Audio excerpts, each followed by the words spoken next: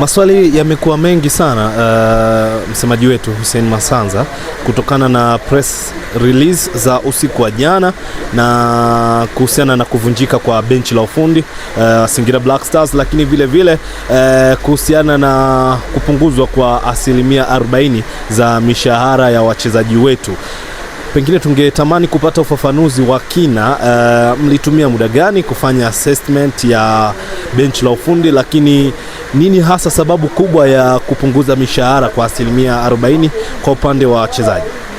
Ni kweli kama klabu ilitoa taarifa yake jana kuelezea maamuzi ambayo yamefikiwa na uongozi ya kuvunja benchi la ufundi, na ili taarifa ilieleza wazi kabisa kutokana na mwenendo usioridhisha wa timu yetu. Matokeo tumekuwa tukipata kwa kusuasua. Leo tunashinda, kisha baada ya hapo tunapoteza, tunashinda, sare, tunapoteza.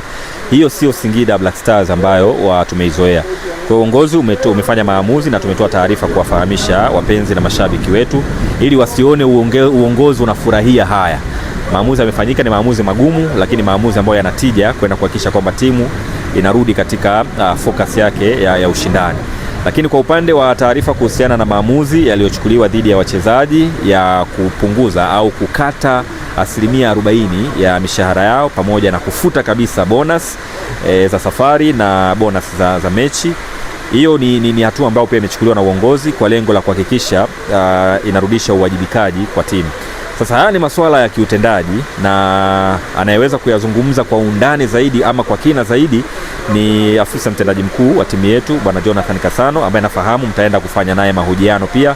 Lakini kimsingi na kwa mujibu wa taarifa ambayo tumeitoa kama klabu, ni kweli mwenendo wa Singida Black Stars sio ile ambayo washabiki wali-support tangu mwanzo wa msimu mpaka sasa. Mimi niwakumbushe tu, ndio hii timu ambayo ilienda kushiriki michuano ya Sekafa mpaka fainali ikachukua na ubingwa.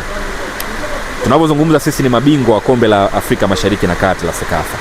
Kama haitoshi, ndio hii timu ambayo ilipata tiketi ya kufuzu kwenda michuano ya kombe la shirikisho na ikaenda kuandika historia yake ya kwanza kwa kuiingiza timu ya hatua ya makundi.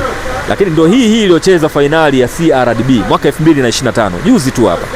Ndio hii ambayo kwenye ligi kuu hapa imecheza michezo na kudhibiti.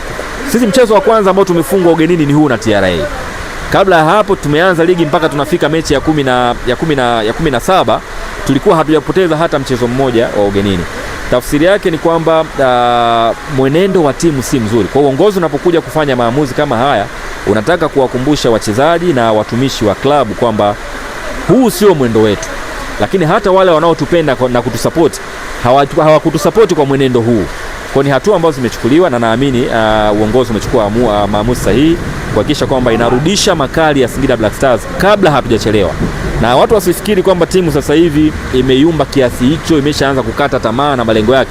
Bado tupo katika possibility kubwa ya kufikia malengo ambayo tumejiwekea, na ndio maana uongozi unachukua hatua za haraka ili kuhakikisha kwamba hatutoki kabisa nje ya malengo yetu.